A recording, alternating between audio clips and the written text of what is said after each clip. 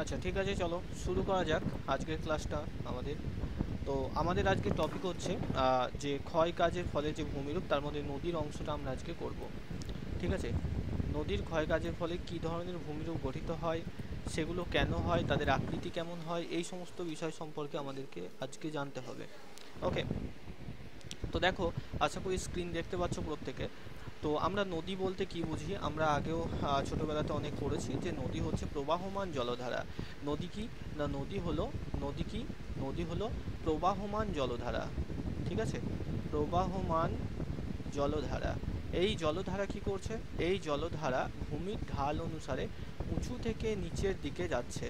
ঠিক আছে, উঁচু থেকে নিচের দিকে প্রবাহিত হচ্ছে মাধ্যাকর্ষণ শক্তির উপর ভিত্তি করে যে প্রবাহমান জলধারা, তাকে নদী বলে থাকি।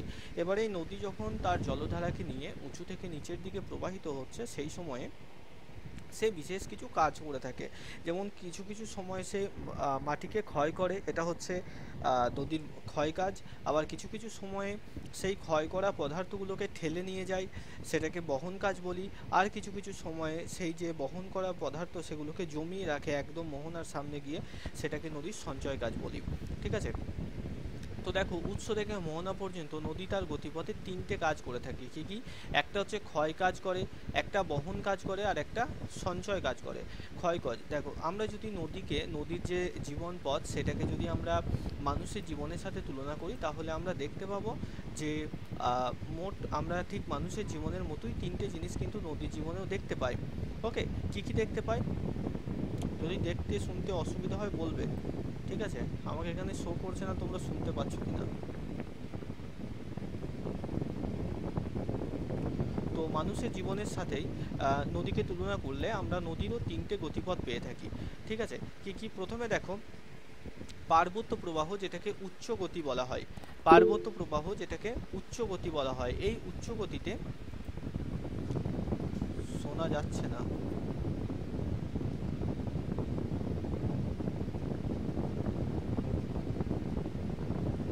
আচ্ছা, দাঁড়াও। আমি প্রথম থেকে তো বলছি বলতে, এতক্ষণে বলছি শোনা যাচ্ছে না। আচ্ছা, দেখি কি হলো।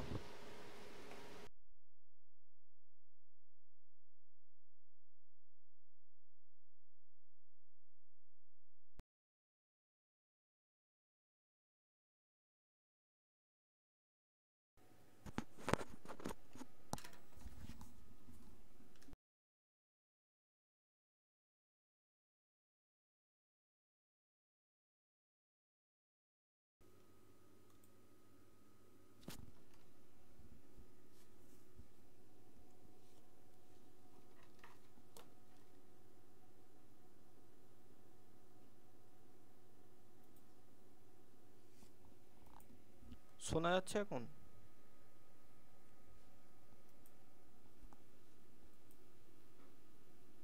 শোনা যাচ্ছে কি কথা? কথা কি শোনা যাচ্ছে এখন? এবার শোনা যাবে হয়তো।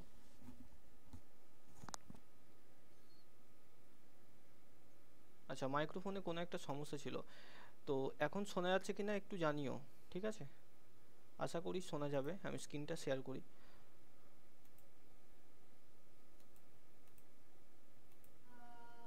শোনা যাচ্ছে কথা?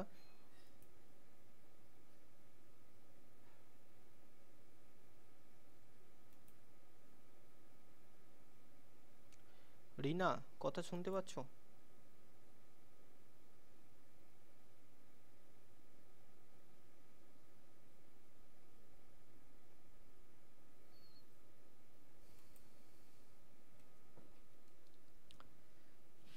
তো নদীর যে গতিপথ, সেটাকে আমরা যেমনটা পড়লাম, দেখো নদী হচ্ছে প্রবাহমান জলধারা। আমি একবার জাস্ট রিপিট করে দিচ্ছি পুনরায়। নদী হচ্ছে কি? নদী হচ্ছে প্রবাহমান জলধারা, যেটা ভূমির ঢাল অনুসারে উঁচু থেকে নিচের দিকে প্রবাহিত হয়। ঠিক আছে। উঁচু অঞ্চল থেকে নিচের দিকে প্রবাহিত হয়, তাকে আমরা নদী বলি। এবার এই নদী যখন প্রবাহিত হচ্ছে, তখন সে তিনটে কাজ মূলত করে থাকে। কি কি? প্রথম কাজ হচ্ছে ক্ষয় কাজ। যখন নদী পার্বত্য অঞ্চলে প্রবাহিত হয়, পার্বত্য প্রবাহে তার প্রধান কাজ হয় ক্ষয় কাজ। সে সময় সে ক্ষয় করে প্রচুর পরিমাণে। বহন কাজ। দ্বিতীয় কাজ হচ্ছে বহন কাজ। যখন সে সমভূমি অঞ্চলের মধ্যে দিয়ে প্রবাহিত হয়, সেই সময় সে তার ক্ষয় করা যে সমস্ত পদার্থগুলো রয়েছে, সেগুলোকে নিয়ে বয়ে নিয়ে যায় এক জায়গা থেকে অন্য জায়গা। ঠিক আছে, এটা হচ্ছে বহন কাজের মধ্যে পড়ে এটা। আর তারপরে তৃতীয়ত হচ্ছে সঞ্চয় কাজ। এই সঞ্চয় কাজের সময় কি হচ্ছে দেখো, এই সঞ্চয় কাজে তার যে নদী, যে জলের সাথে যে সমস্ত পদার্থ নুড়ি বালি কাঁকড় এগুলোকে বয়ে নিয়ে যাচ্ছিল, সেগুলোকে একটা জায়গাতে গিয়ে সঞ্চয় করছে, সেখানে ডেল্টা বা বদ্বীপ তৈরি করছে, সেখানে পলল ব্যাজনী তৈরি করছে। এই সমস্ত ভূমিরূপ আমরা সঞ্চয় কাজের সময় দেখতে পাই। তো আমরা নদীর তিনটে প্রবাহকে, নদীর টোটাল গতিপথকে আমরা তিনটে প্রবাহে ভাগ করে থাকি। একটা হচ্ছে পার্বত্য প্রবাহ, একটা হচ্ছে আমাদের সমভূমি প্রবাহ, আর একটা বদ্বীপ প্রবাহ। যেটাকে নদীর উচ্চগতি বলা হয় পার্বত্য প্রবাহে। এটাকে মানব জীবনের যে শৈশবকাল, সেই শৈশবকালের সাথে এটাকে তুলনা করা হয়। অর্থাৎ এই সময়ে যেমন বাচ্চারা খুব বেশি ছটফটে থাকে, ঠিক সেরকম। ঠিক আছে, এটা হচ্ছে পার্বত্য প্রবাহের ক্ষেত্রে। এর পরবর্তীতে হচ্ছে মধ্যগতিতে মধ্যপ্রবাহ বা যেটা সমভূমি প্রবাহ, অর্থাৎ নদী যখন পর্বত থেকে মোটামুটি সমভূমিতে এসে নেমে যায়, সে সময় নদীর যে জলের স্রোত সেটা আর ওই আগের মতো অত প্রচণ্ড থাকে না, সেটা কমে যায় এবং মোটামুটি একটা স্থিতিশীল অবস্থায় নদী কিন্তু প্রবাহিত হয়। যেমন আমরা এখানকার যে নদীগুলোকে দেখি সেগুলো কিন্তু এরকমই হয়ে থাকে। এটা হচ্ছে নদীর পার্বত্য নদী সমভূমি প্রবাহ, যেটাকে মধ্যগতি বলা হয়। আর তারপরে লাস্ট যেটা আসে, এই যে মধ্যগতি, এটাকে পরিণত পর্যায়ের মানুষের সাথে তুলনা করা হয়। ঠিক আছে, পরিণত। আর এই যে বদ্বীপ সৃষ্টি বা নিম্ন গতি যেটা, সেটাকে মানুষের জীবনের বার্ধক্যের সাথে তুলনা করা হয়।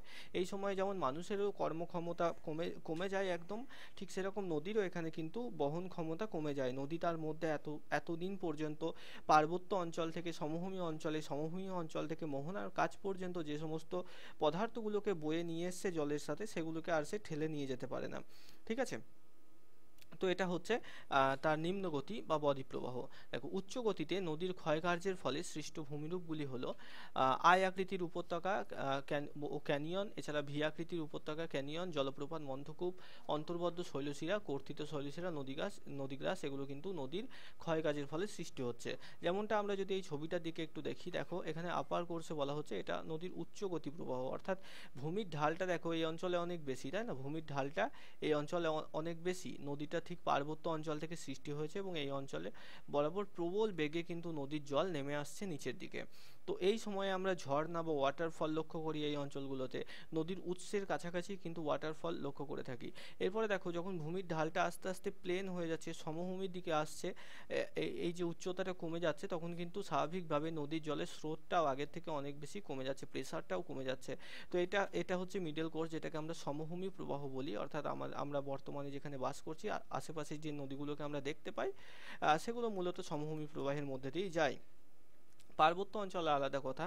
তারপরে দেখো লোয়ার কোর্স, অর্থাৎ একদম আমাদের যদি দেখি আমরা একদম সমুদ্রের কাছাকাছি যেগুলো রয়েছে, হ্যাঁ, যে জেলাগুলো, সেই জেলাগুলোর কাছাকাছি যে নদীগুলো, সেখানে জলের স্রোত খুব বেশি থাকে না, বা সমুদ্রের কাছাকাছি অঞ্চলটা এসে নদীটা আগের থেকে অনেক বেশি প্রশস্ত হয়ে যায়, মিন্স চওড়া হয়ে যায়। যেমন ছবিটায় দেখতে পাচ্ছ, এখানে এইভাবে এসে এগুলো শাখা নদী, হ্যাঁ, এখানটায় এসে দেখো অনেকটা বেশি নদীটা চওড়া হয়ে গেছে। হ্যাঁ, এই চওড়া হওয়ার পরে এটা সমুদ্রের সাথে মিশে যায়। ঠিক আছে, এই যে প্রবাহটা, এটাকে নদীর নিম্ন প্রবাহ বলা হয়ে থাকে। তো পার্বত্য অঞ্চলে উচ্চ গতি কি হচ্ছে, যখন পাহাড়ের মাথা থেকে নদী তার প্রবাহমান জলকে নিয়ে প্রবল গতিতে যখন নামছে নিচের দিকে, পর্বতের মাথা থেকে উপর থেকে নিচের দিকে যখন নেমে আসছে, তখন নদীর জলের মধ্যে একটা প্রচণ্ড প্রেসার কিন্তু কাজ করছে। ঠিক আছে, যে বুঝতে পারবে না অবশ্যই বলবে, প্রচণ্ড প্রেসার একটা কাজ করছে। আর এই কাজ করা প্রেসারের কারণেই কিন্তু কি হচ্ছে না, নদী নিচের দিকে এবং পাশের দিকে প্রচুর পরিমাণে মাটিকে, যেটাকে আমরা নদী খাত বলি, মানে নদী যে জায়গাটা দিয়ে প্রবাহিত হচ্ছে, সেগুলোকে ক্ষয় করছে। এই ক্ষয় করার ফলে সেখানে ওই যে নালী বা গলির মতো অংশ তৈরি হচ্ছে ক্ষয় হয়ে হয়ে, সেগুলোকে আমরা উপত্যকা বলছি। সেই উপত্যকাটা দুটো আকৃতির হয়ে থাকে, ইংরেজি অক্ষর আয়ের মতো, অর্থাৎ যখন নদী নিচের দিকে বেশি ক্ষয় করে, তখন সেটা দেখতে এরকম আয় আকৃতির উপত্যকা সৃষ্টি হয়, গর্ত সৃষ্টি হয়। আর কোনো নদী যদি দুই পাশে বেশি ক্ষয় করে, তখন সেটা দেখতে এরকমভাবে ভি আকৃতির সৃষ্টি হয়। এটাকে ভি আকৃতির উপত্যকা বলা হয়। মানে এর মধ্যে দিয়ে নদীর জল প্রবাহিত হচ্ছে, হ্যাঁ, এবং এই দুই পাশে নদী কিন্তু বেশি ক্ষয় করছে এবং চওড়া হয়ে যাচ্ছে, এটাকে ভি আকৃতির উপত্যকা বলা হয়।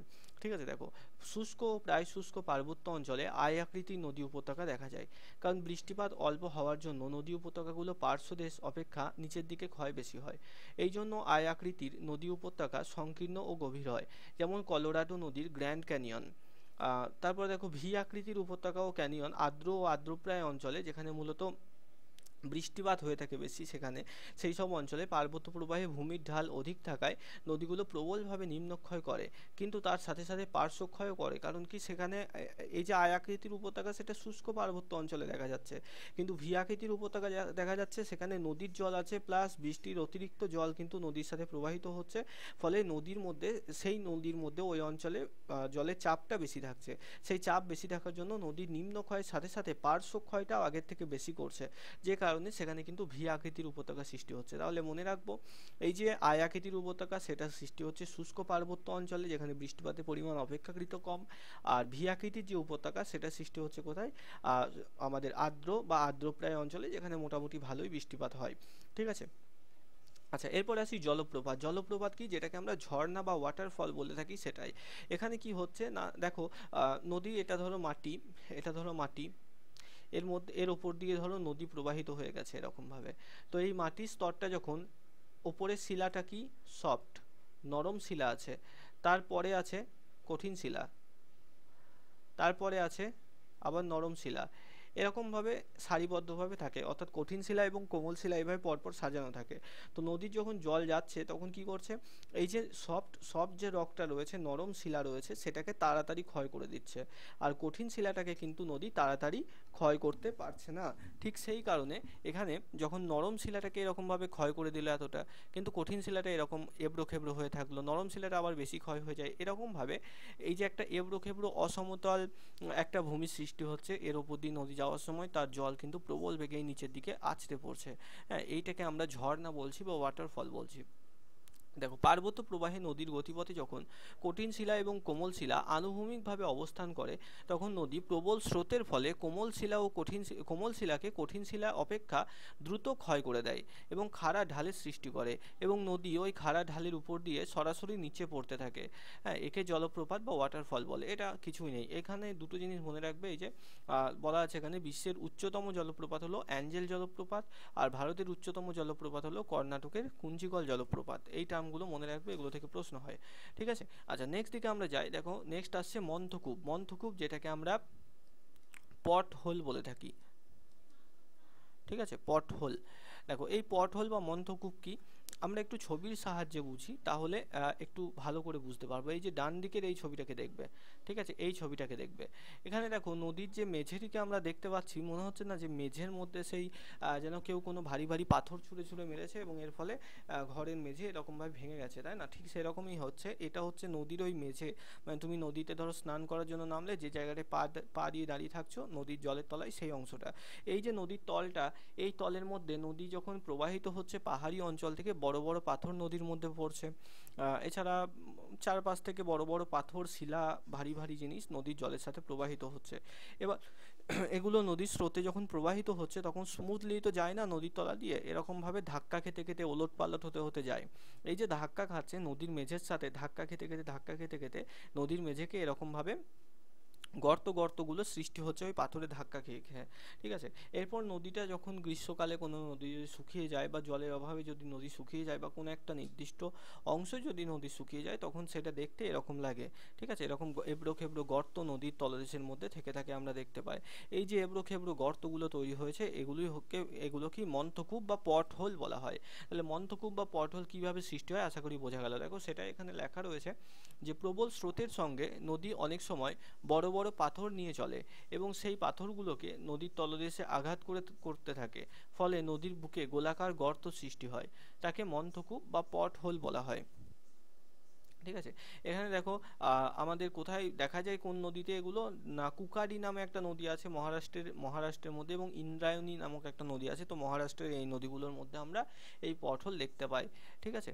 এরপরে আসি আমরা অন্তর্বদ্ধ শৈলশিলা। ঠিক এরকম দেখো, এই যে ডান দিকে যে ছবিটা রয়েছে, চারিদিকে দেখো পাহাড়, শৈল অর্থাৎ পাহাড় রয়েছে, আর তার মাঝখান দিয়ে এঁকে বেঁকে কিন্তু, এই যে এদিক দিয়ে দেখো এঁকে বেঁকে এইভাবে কিন্তু নদীটা প্রবাহিত হয়ে এসেছে পাহাড়ের মাঝখান দিয়ে। তো এখানে কি হচ্ছে ব্যাপারটা না, এই যে পাহাড়, সেই পাহাড় অবশ্যই শক্ত শিলা দিয়ে গঠিত, আর এই শক্ত শিলা দিয়ে গঠিত পাহাড়ের মধ্যে দিয়ে যখন নদী আসছে, নদী খুব সহজে এই পাহাড়কে কিন্তু ক্ষয় করে দিতে পারছে না। ঠিক আছে, ক্ষয় করতে পারছে না, কারণ এটা কঠিন শিলা। এবার সেই কারণে নদী নিজেই কি করছে, নদী নিজেই নিজের গতিপথটাকে পরিবর্তন করে নিচ্ছে, মানে এঁকে বেঁকে যাচ্ছে। এইখান থেকে এলো, নদীর আসার কথা ছিল সোজা, এখানে এসে এই শিলাটা, এখানে ধরো শক্ত শিলা আছে, এটাকে ক্ষয় করতে পারলো না, তখন নদী নিজে বেঁকে গেল এরকমভাবে। এখানে এসে আবার এখানে শক্ত শিলা আছে, এটাকে ক্ষয় করতে পারলো না, তখন এদিকে বেঁকে গেল। এখানে এসে এখানে শক্ত শিলা আছে, ক্ষয় করতে পারলো না, এদিকে বেঁকে গেল। এরকমভাবে শক্ত থেকে নরমের দিকে এরকমভাবে এঁকে বেঁকে কিন্তু নদী প্রবাহিত হচ্ছে। ঠিক আছে, নদী এইভাবে এঁকে বেঁকে প্রবাহিত হচ্ছে। তো এটাই হচ্ছে আমাদের অন্তর্বদ্ধ শৈলশিরা। অন্তর্বদ্ধ শৈলশিরা যখন দেখে যেন মনে হচ্ছে যে এই যে নদীটা, সেটা আবদ্ধ রয়েছে, বন্দি রয়েছে কিসের মধ্যে, পর্বত বা শিলাগুলোর মধ্যে, সেই জন্য এটা এরকম নামকরণ করা হয়েছে। দেখো, পার্বত্য অঞ্চলে অনেক সময় কঠিন শৈলশিরাগুলি নদীর গতিপথে বাধার সৃষ্টি করে যে সেই বাধা এড়াতে নদীর শৈলশিরাগুলোর পাদদেশ ক্ষয় করে এঁকে বেঁকে প্রবাহিত হয়। তখন পরপর ওই শৈলশিরাগুলোকে দূর থেকে দেখলে মনে হয় যেন ওগুলো একত্রে সংঘবদ্ধ হয়ে আছে। একে বলা হয় অন্তর্বদ্ধ শৈলশিরা। ঠিক আছে। আচ্ছা, এরপরে দেখো কর্তিত শৈলশিরা। কর্তিত শৈলশিরা রয়েছে এই যে পার্বত্য প্রবাহে নদীর ক্ষয়কার্যের ফলে নদী উপত্যকা দুই পাশে নদীর দিকে বেরিয়ে থাকা শৈলশিরাগুলোকে জলস্রোতে ক্রমশ মসৃণ হয়ে যায়। অর্থাৎ এই যে ভূমিরূপটা আমরা দেখতে পাচ্ছি, নদীর চারিদিকে বেরিয়ে রয়েছে এই অংশটা, এই অংশটা পাশ দিয়ে এই যে সবুজ রঙের যে জলটা দেখতে পাচ্ছি আমরা, জলভাগটা, এটা অ্যাকচুয়ালি নদী। তো এই নদী যখন প্রবাহিত হচ্ছে, কি হচ্ছে না, ওই অংশটাকে নদীটা স্রোতের সাহায্যে কিন্তু আস্তে আস্তে আস্তে আস্তে প্রত্যেকদিন ক্ষয় করছে। ঠিক আছে, আর এই ক্ষয় করার ফলে একটা সময় মনে হচ্ছে যে নদী যেমন যেমন কেকের ওপর ছুরি দিয়ে কেক কাটা হয়, ঠিক সেরকমভাবে স্মুথলি যেন নদী এই মাটির অংশটাকে কেটে সমান বা মসৃণ করে দিয়েছে। ঠিক আছে, তাই এই অংশটার নাম হচ্ছে কর্তিত শৈলশিরা। এবার এখান থেকে যে প্রশ্নটা আসে, মূলত তিস্তা নদীকে নিয়ে এখান থেকে প্রশ্ন আসে যে এই যে কর্তিত শৈলশিরা, সেগুলো কোন নদীর উপরে রয়েছে। তো মনে রাখবে, তিস্তা, তোর্সা এবং মহানন্দা, এই তিনটে নদীর উপর কিন্তু আমরা এই কর্তিত শৈলশিরা এই ধরনের নদীগুলোর উপরে দেখতে পাই। হিমালয় পার্বত্য অঞ্চলের বিভিন্ন নদী, হ্যাঁ, তার উপর কিন্তু কর্তিত শৈলশিরা রয়েছে। তাহলে বোঝা গেল আশা করি কর্তিত শৈলশিরাটা। এটাও ঠিক সেই আগের মতোই, এখানে যেমন কঠিন শিলা অবস্থান করছিল, ঠিক সেরকম নরম শিলা অবস্থান করে, এবং এই মাটি বা পাহাড়ের কাছ দিয়ে নরম শিলা অবস্থান করলে সেদিক দিয়ে নদী যাওয়ার সময় সেই নরম শিলাকে কেটে কেটে বেরিয়ে যায়। হ্যাঁ, এটাই হচ্ছে কর্তিত শৈলশিরা। এরপর আমরা আসি সমভূমি প্রবাহের ক্ষেত্রে। সমভূমিটাকে আমরা মধ্য প্রবাহের মধ্যে ফেলি, অর্থাৎ সমভূমিতে এসে যেহেতু হঠাৎ করে নদীর যে ভূমির ঢাল, সেটা কিন্তু অনেকটা কমে যাচ্ছে। অর্থাৎ দেখো, পাহাড়ের মাথা থেকে যখন নদী নেমে আসছে, ঢালু হওয়ায় প্রচণ্ড গতিবেগ থাকছে নদীর, কিন্তু সমভূমিতে আসার পর সেই ভূমির ঢালটা আগের থেকে অনেক বেশি কমে যাচ্ছে। এর ফলে নদীর মধ্যে যে বিশেষ কিছু পরিবর্তন লক্ষ্য করছি আমরা, যেমন খুব অনায়াসে যে সমস্ত জিনিসগুলোকে সে পার্বত্য অঞ্চল থেকে ঠেলে নিয়ে আসতে পারছিল, সমভূমিতে এসে সেগুলোকে আর ঠেলে নিয়ে যেতে পারছে না। তার ক্ষমতা হঠাৎ করে কিছুটা কমে গেল, ঠিক মানুষের মতো, যে 20-25 বছর বয়সে এখন আমরা যে কাজটা করতে পারি খুব সহজে, কিছুদিন পর যখন 40 বছর বয়স হবে সেই জিনিসটা আমরা আর এত সহজে করতে পারবো না। ঠিক নদীরও সেরকম হয় সমভূমি প্রবাহে এসে। সমভূমি প্রবাহে নদী কি কি ভূমিরূপ সৃষ্টি করে, মনে রাখবে, ত্রিকোণ পলল ভূমি, যেটাকে পলল ব্যাজনী বলা হয়, সেই পলল ব্যাজনী দেখা যায় কিন্তু এই সমভূমি প্রবাহের মধ্যে এসে। এছাড়াও নদীচর দেখা যায়, প্লাবন ভূমি দেখা যায়, স্বাভাবিক বাঁধ দেখা যায়, এবং অশ্বক্ষুরাকৃতি হ্রদ বা অক্সবো লেক, ঠিক আছে, অক্সবো লেক দেখা যায়। আচ্ছা, এবার এগুলো কি আমাদেরকে জানতে হবে। প্রথমে আসি পলল ব্যাজনী বা ত্রিকোণ পলল ভূমি। আমরা একটু ছবিটা দেখি, দেখো, এরকমভাবে নদী যখন পাহাড়ি অঞ্চল থেকে সমভূমি অঞ্চলে এসে পড়ছে, ঠিক যে জায়গাটায়, মানে একদম পাহাড়ের গোড়াতে, হ্যাঁ, দেখো এখানে পাহাড় শেষ হয়েছে, এখানে পাহাড় এখান থেকে শেষ হয়েছে, এই যে নদী পাহাড় থেকে এসে ঠিক এই জায়গায় পড়েছে, এখান থেকে এবার সমভূমি, সমান পথে নদী এগিয়ে যাবে।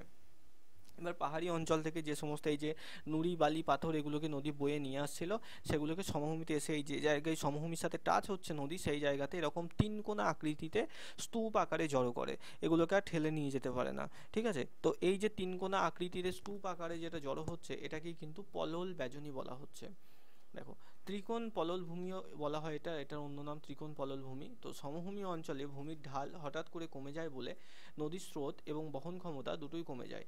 এর ফলে সমভূমিতে পড়ার মুখে নদী উপত্যকায় পলি বালি কাঁকর প্রভৃতি জমে ত্রিকোণ পলল ভূমি সৃষ্টি হয়। একে ত্রিকোণ পললভূমি বা পলল ব্যাজনী বলা হয়। ঠিক আছে। হিমালয়ের পাদদেশে গঙ্গার বিভিন্ন উপনদীর গতিপথে এই ধরনের ভূমিরূপ আমরা দেখতে পেয়ে থাকি। তাহলে আশা করি পলল ব্যাজনী জিনিসটা বোঝা গেল। আচ্ছা, এরপরে দেখো নদীচর। নদীচর এই জিনিসটা কি, এখান থেকে প্রশ্ন হয় এই যে মাজুলি দ্বীপকে নিয়ে। হ্যাঁ, তো ব্রহ্মপুত্র নদের ওপর এটা অবস্থিত মনে রাখবে, এবং মাজুলি দ্বীপ যেটা সেটা সব থেকে বৃহত্তম নদীচর বা নদীদ্বীপ। এই নদীচর কি, এটাও আমাদের সৃষ্টি হচ্ছে সমভূমিতে। সমভূমিতে যখন নদীর গতিবেগ কম থাকে, সেই কম থাকার দরুন পার্বত্য অঞ্চল থেকে নদী যে বিপুল পরিমাণ নুড়ি পাথর বালি এইগুলোকে নিয়ে এসছে, হ্যাঁ, সেগুলোকে আর ঠেলে নিয়ে যেতে পারছে না। ফলে কি হচ্ছে, নদীর মাঝখান বরাবর এসে সে একটা দ্বীপের মতো অংশে এই যে বালি নুড়ি পাথর এই জিনিসগুলোকে জমা করে রাখছে। ঠিক আছে। এটাকেই আমরা এটা আস্তে আস্তে সময়ের সাথে সাথে একটা উঁচু একটা ঢিবির মতো অংশে পরিণত হচ্ছে, যেটাকে আমরা নদী চর বলছি। ঠিক আছে, রিভার আইল্যান্ড বলা হয়। সব থেকে বড় রিভার আইল্যান্ডের নাম কি, মাজুলি। ওকে, ব্রহ্মপুত্র নদের গতিপথে আছে। এটা বিশ্বের বৃহত্তম নদীচর বা নদীদ্বীপের মধ্যে পড়ে। এই লাইনগুলোই কিন্তু মনে রাখবে, যেগুলো হাইলাইট করে দিচ্ছি আমি।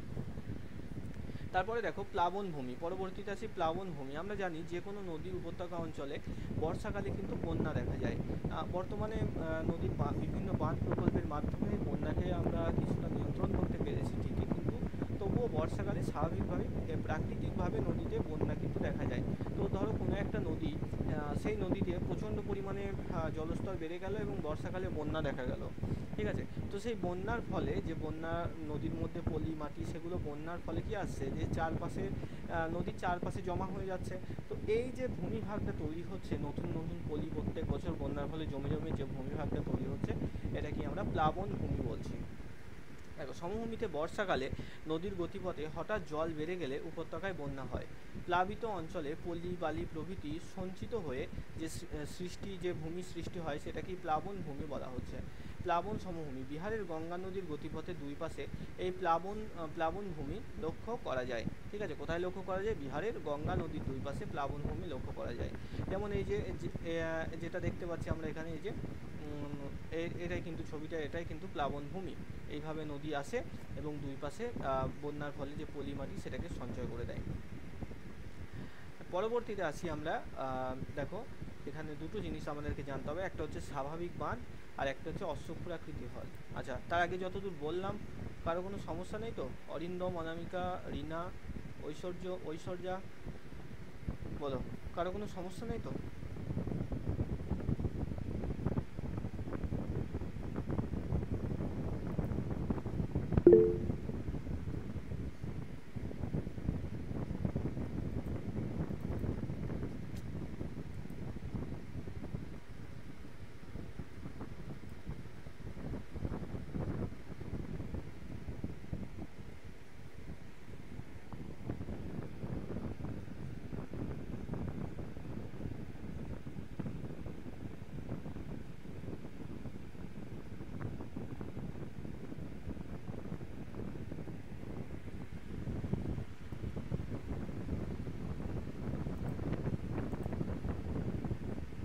আচ্ছা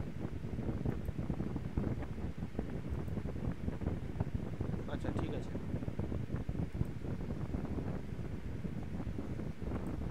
বেশ, এবার দেখো এই দুটোকে একটু আমরা বুঝবো, স্বাভাবিক বাঁধ আর অশ্বক্ষুরাকৃতি হল। তো এই দুটো কি? হুম, তার আগে নিশ্চয়ই আজকে খবর শুনেছো সবাই তো। মার্চ মাস তোমরা অলরেডি জেনেছো, 2026 সালের মার্চ, এটা হচ্ছে লাস্ট ডেট। ঠিক আছে, এটা হচ্ছে লাস্ট ডেট, মার্চ মাস 2026 সাল। তার আগে আপার প্রাইমারি পরীক্ষা কিন্তু হচ্ছে। ঠিক আছে। আজকে হাইকোর্টে হিয়ারিং ছিল, তো সবাই ইতিমধ্যে আশা করি শুনে গেছো। তো আশা করা যায় এতটা লেট করবে না, তার আগেই নিয়ে নেবে, মানে মোটামুটি নতুন বছরের শুরুর দিকেই হয়তো নিয়ে নেবে। ঠিক আছে, পরীক্ষাটা। তাই আপারের জন্যই যারা পড়ছো, যাদের ডিএলএড আছে, গ্র্যাজুয়েশন কমপ্লিট হয়ে গেছে, তারা তো বুঝতেই পাবে, যাদের বিএড আছে 50% গ্র্যাজুয়েশন কমপ্লিট হয়ে গেছে, তো প্রত্যেকে কিন্তু ভালোভাবে প্রিপারেশনটা নাও। ঠিক আছে, বেশি জোর এই জেনারেল স্টাডিজটাই দেবে, আর সিডিপি বাংলা ইংরেজি এগুলো তো এমনিতেই করছো। ওকে, তো এই ডেটটাকে, এই যে মার্চ মাসটাকে, এটাকে ফিক্স তুমি ধরো। হ্যাঁ, তুমি যদি এখন থেকে আজকে থেকে প্রিপারেশন শুরু করো, খুব জোর আর কত মাস থাকবে তোমার হাতে, 8 থেকে 9টা মাস।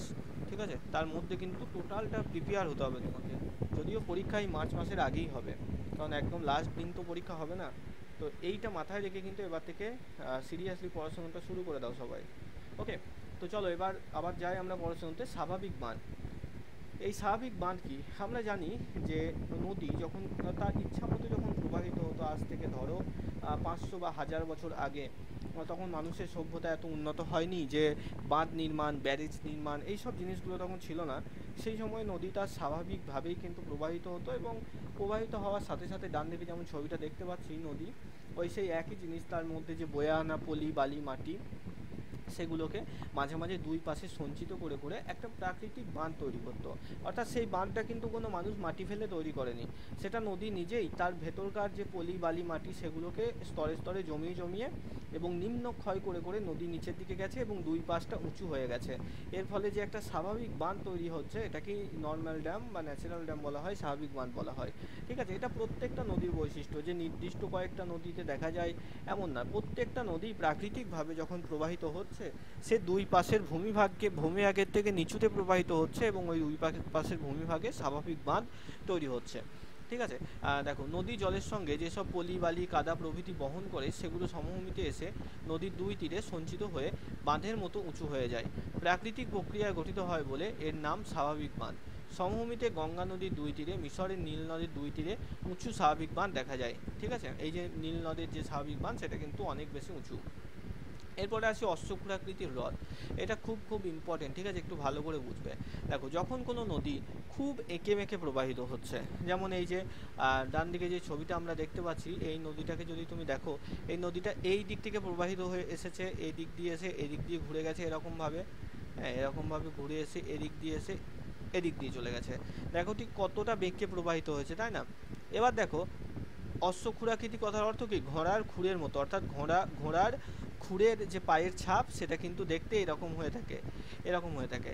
এবার এই নদীটা যখন এতটা পরিমাণ এঁকে মেঁকে প্রবাহিত হচ্ছে, এই যে জায়গাটা আছে, যে জায়গাটা ফাঁকা আছে না, এই জায়গাটা আস্তে আস্তে ক্ষয় হতে থাকবে দুদিক থেকে, এই দিক থেকে আর এই দিক থেকে ক্ষয় হতে হতে একটা টাইমে এটা কি হবে, এই জায়গাটা, এই যে যে জায়গাটা অবশিষ্ট আছে, এই জায়গাটা জুড়ে যাবে।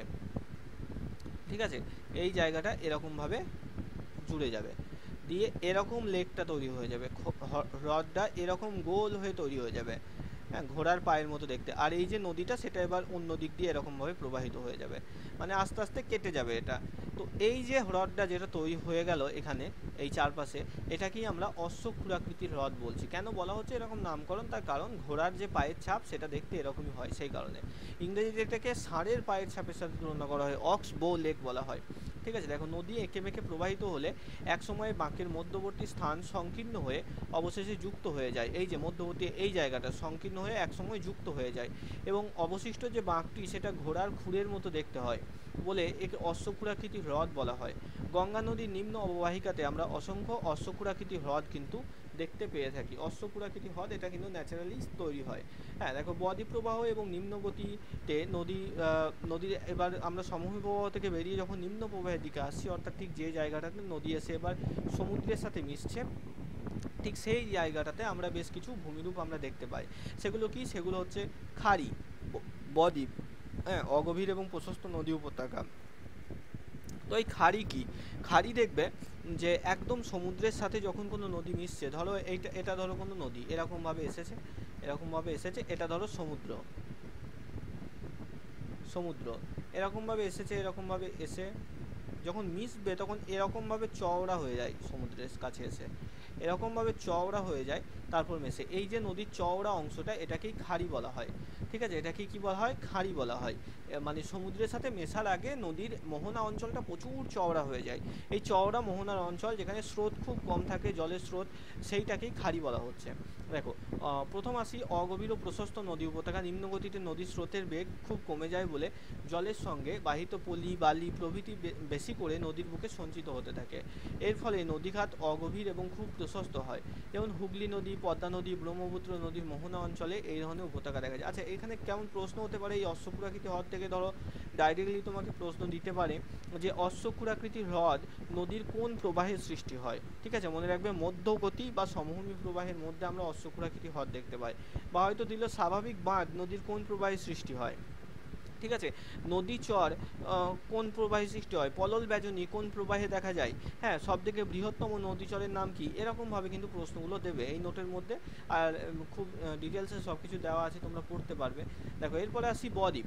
তো বদ্বীপ অঞ্চল কি না, বদ্বীপটাকে গ্রিক অক্ষর আছে এরকম একটা দেখতে, সেটাকে ডেল্টা বলা হয়, ঠিক আছে, এরকম ডেল্টা, যেটাকে আমরা বাংলার এই যে বয়ের মাত্রাটা বাদ দিয়ে দিলে যেমন হয় ত্রিভুজ, এই ত্রিভুজ আকৃতির হয়ে থাকে।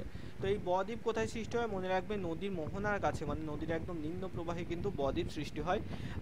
নদীর যে পলি বালি ইত্যাদি বয়ে নিয়ে আসে সেগুলো এই অঞ্চলে এসে জমা হয়ে যাচ্ছে, জমা হওয়ার পরে সেখানে এই মানে জমা হওয়ার পরে সেটা এই ত্রিভুজ আকৃতির একটা দ্বীপ তৈরি করছে, হ্যাঁ, এটাকেই বদ্বীপ বলা হচ্ছে। দেখো নদীর জলের সঙ্গে বাহিত পলি বালি প্রভৃতি মোহনার কাছে এসে জমা হয়ে দ্বীপ তৈরি করে।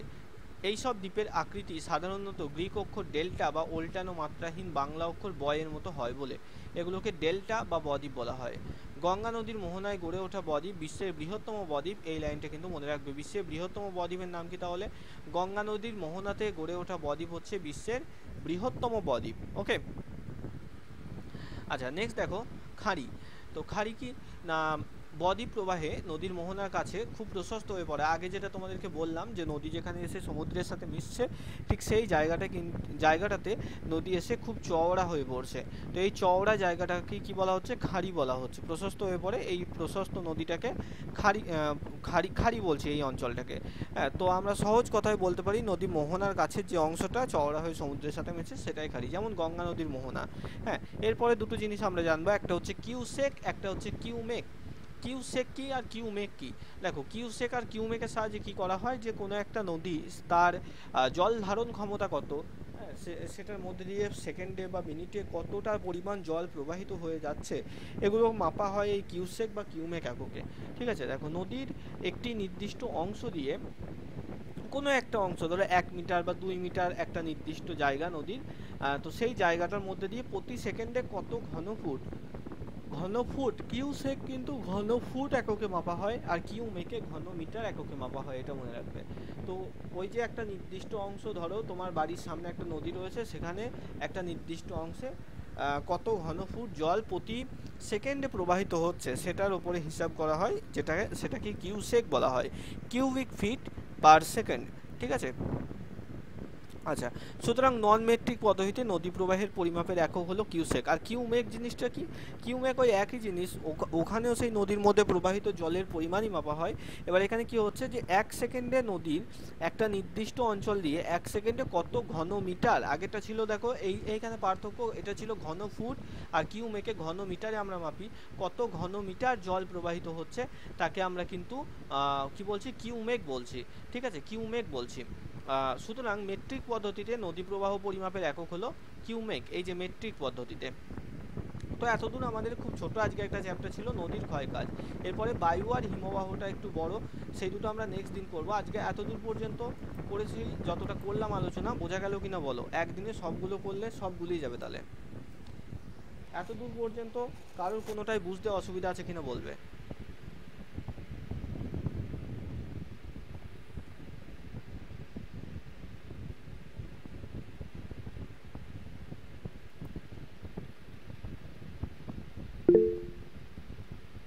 অসুবিধা নেই, আচ্ছা রিনা বলছে অসুবিধা নেই। আচ্ছা বাকিরা বলবে, রিনা তো একাই কথা বলছে, বাকিরা কেউ কথা বলছে না।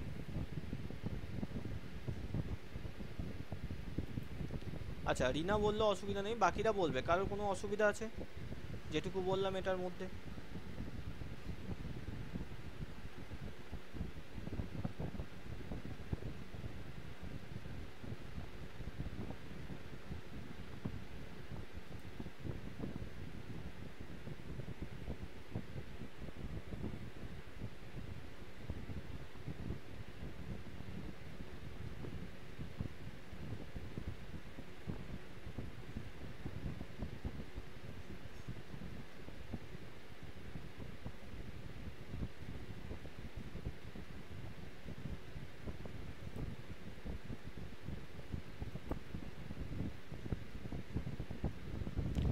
স্যার একবার বলবেন, আমি দেরিতে জয়েন করেছি। কোনটা অনামিকা, কোন জায়গাটা বলো, কোন জায়গাটা,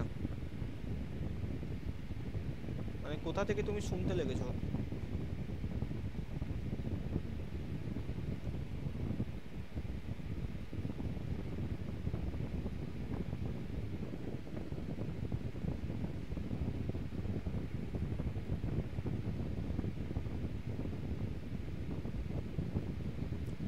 আচ্ছা, যাদের অসুবিধা নেই তোমরা লেফট হয়ে যেতে পারো। ঠিক আছে, যাদের অসুবিধা নেই লেফট হতে পারো। অনামিকা বা যাদের অসুবিধা আছে বলো কোনখান থেকে অসুবিধা।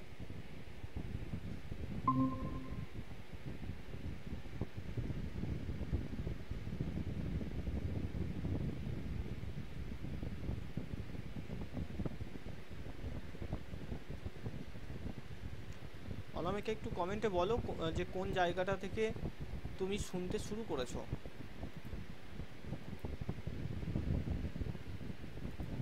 আশা করি এগুলো শুনেছো, তাই তো?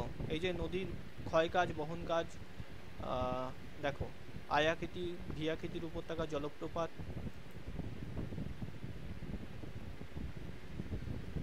একটু বলো তাহলে আমি বাকিটা করে দিচ্ছি।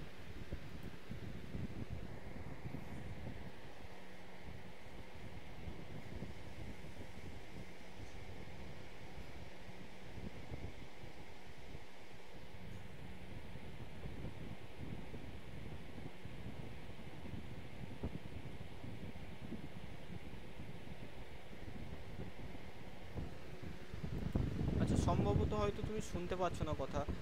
যাই হোক, তুমি ইয়ে করবে, তুমি রেকর্ড ক্লাসটা দেখবে অনামিকা। আমি কিন্তু বুঝতে পারছি না এখনো যে তুমি কোন জায়গাটা থেকে জানতে চাইছো, এটা শুনতে পাচ্ছ কিনা কথা। তো তুমি রেকর্ড ক্লাসটা প্রথমের দিকে, আচ্ছা বলো এগুলো, এটা শুনেছো তো? আয়াকৃতি আর ভিয়াকৃতির উপত্যকা, জলপ্রপাত, এটা শুনেছো? আই ভি আকৃতির উপত্যকা।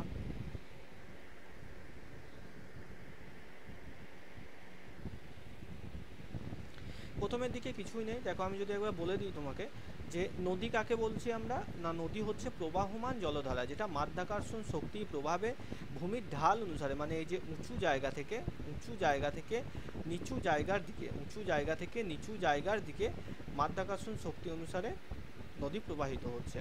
ঠিক আছে, এটাকেই আমরা নদী বলি। নদীকে তাহলে কি বলছি আমরা? প্রবাহমান জলধারা বলছি। আচ্ছা, এবার এই যে নদী, সেটার তিনটে কাজ সে করে থাকে টোটাল তার গতিপথের মধ্যে। কি কি কাজ করে থাকে? একটা হচ্ছে সে প্রথমে ক্ষয় কাজ করে, যখন পার্বত্য প্রবাহ হয় তার মানে তার যখন জলের পরিমাণ অনেক বেশি থাকে, অনেক উঁচু থেকে পর্বতের মাথা থেকে যখন নিচের দিকে নামে তখন সে ক্ষয় কাজ করে থাকে। দ্বিতীয়ত কাজ হচ্ছে সমভূমি অঞ্চলে যখন সমতল জায়গার মধ্যে দিয়ে নদী যায় তখন সে বহন কাজ করে, অর্থাৎ যে সমস্ত পাথর নুড়ি বালিগুলোকে সে পর্বত্য এলাকা থেকে ক্ষয় করেছিল সেগুলোকে এবার বয়ে বয়ে নিয়ে যায় জলের সাথে, এটাকে বহন কাজ বলে। এটা দেখা যায় সমভূমি অঞ্চলে। আর সঞ্চয় কাজ হচ্ছে একবারে মোহনার অঞ্চলে গিয়ে, অর্থাৎ একদম সমুদ্রের কাছে গিয়ে সেখানে সঞ্চয় কাজ করছে। ঠিক আছে, সঞ্চয় কাজ অর্থাৎ সে যে বালি নুড়ি পাথর ইত্যাদি বয়ে নিয়ে গেছিলো সেটাকে সে জমিয়ে রাখছে। হ্যাঁ, এটা হচ্ছে সঞ্চয় কাজ। আচ্ছা, এবার এই যে নদীর টোটাল প্রবাহ, এটা মনে রাখবে, ক্ষয় কাজ দেখা যায় পার্বত্য এলাকায়, বহন কাজ দেখা যায় সমভূমি এলাকায়, আর সঞ্চয় কাজ দেখা যায় মোহনা এলাকায়। এবার নদীর যে প্রবাহ পথ সেটার উপর ভিত্তি করে একে আমরা তিনটে ভাগে ভাগ করি। পার্বত্য প্রবাহ বা উচ্চগতি, এটাকে মানব জীবনের শৈশবকালের সাথে তুলনা করা হয়, যে সময় মানুষের শক্তি খুব ফুর্তি বেশি থাকে। সমভূমি বা মধ্যগতি, এটা পরিণত জীবনের সাথে তুলনা করা হয়। আর বদ্বীপ বা নিম্নগতি, যেটাকে বার্ধক্য বা বুড়ো বয়সের সঙ্গে তুলনা করা হয়। অর্থাৎ এই সময়তে কী হচ্ছে যে নদীর যে ক্ষমতা, সেই ক্ষমতাটা বেশ কিছু কমে যাচ্ছে বার্ধক্য পর্যায়ে এসে। ঠিক আছে, এবার নদী যখন উচ্চ গতিতে যখন আসছে তখন সে প্রচুর পরিমাণে নিচের দিকে ক্ষয় করছে। হ্যাঁ, নিচের দিকে যখন ক্ষয় করছে তখন সেটা আয়াকৃতির উপত্যকা সৃষ্টি করছে, অর্থাৎ এরকমভাবে নদী গর্ত করছে মাটির দিকে। হ্যাঁ, জলের স্রোত, সেটাকে দেখতে ইংরেজি অক্ষর আয়ের মতো লাগছে। হ্যাঁ, আর কোনো কোনো সময় যখন বৃষ্টি হয় প্রচুর নদীতে তখন জলের চাপ বাড়ে, যে কারণে নদী তখন এরকমভাবে দুই পাশেও ক্ষয় করতে থাকে, যেটা দেখতে ইংরেজি অক্ষর ভি এর মতো লাগে, সেটাকে ভি আকৃতির উপত্যকা বলা হয়। নদী তার জলের সাথে যেসব বড় বড় পাথরগুলোকে বয়ে নিয়ে যায়, সেই সমস্ত বড় বড় পাথরগুলো নদীর মেঝের সঙ্গে ধাক্কা খেয়ে খেয়ে নদীর যে মেঝে তার মধ্যে গর্ত তৈরি করে। ঠিক আছে, গর্ত তৈরি করে, এটাকে বলা হয় মন্থকূপ বা পট হোল। হ্যাঁ, নদীর মেঝেটা এবড়ো খেবড়ো হয়ে যায়, যেমন এই যে এই অংশই আমরা দেখতে পাবো, এই যে এটাকে বলা হয় মন্থকূপ বা পটহোল। আর এই ডান দিকে যে ছবিটা দেখতে পাচ্ছি, যখন নদী পাহাড়, এগুলো থেকে আশা করি শুনেছো তুমি, যখন নদী পাহাড়ের মধ্যে দিয়ে আসছে সংকীর্ণভাবে, তখন কঠিন শিলাগুলোকে সে ক্ষয় করছে, আর ক্ষয় করতে পারছে না, নরম শিলাগুলোকে সে ক্ষয় করছে। এর ফলে নদী সাপের মতো এঁকে বেঁকে পাহাড়ের মধ্যে দিয়ে যখন প্রবাহিত হচ্ছে, তখন সেই অবস্থাটাকে আমরা অন্তর্বদ্ধ শৈলশিরা বলি। আর এগুলো সব হচ্ছে নদীর ক্ষয় কাজের ফলে সৃষ্ট ভূমিরূপ। অনামিকা, বোঝা গেল?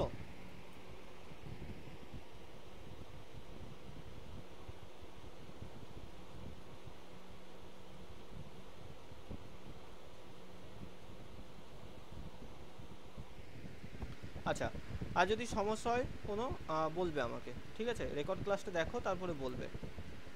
ওকে, চলো তাহলে আজকে এখানে শেষ করলাম, ঠিক আছে?